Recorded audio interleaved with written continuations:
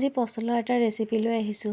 পচলাৰ লগত দিবলৈ বুটৰ দালি লৈছোঁ, ৰঙালাও, আলু, মূলা, ওলকবি পচলাৰ লগত কাটি লৈছোঁ।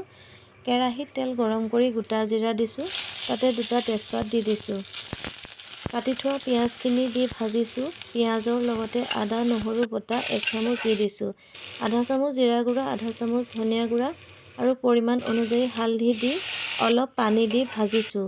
মছলাখিনি ভালদৰে ভজা হোৱাৰ পিছত কাটি থোৱা পাচলিখিনি পচলাৰ লগতে দি দিছোঁ। এতিয়া অলপ পানী দি পৰিমাণ অনুযায়ী নিমখ দিছোঁ আৰু বুটৰ দালিখিনি বহাই দিছোঁ।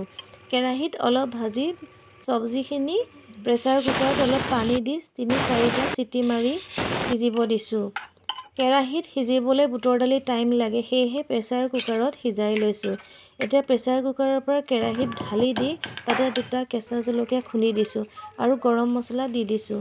চাওকচোন, পচলাৰ চব্জিখন ৰেডি হৈ গ'ল। আপোনালোকে বাৰু পচলাৰ চব্জি এনেদৰে বনাই খাই পাইছেনে? খাই কিন্তু খুবেই সোৱাদ লাগে। আপোনালোকে এনেকৈ বনাই খাবচোন। Thank U.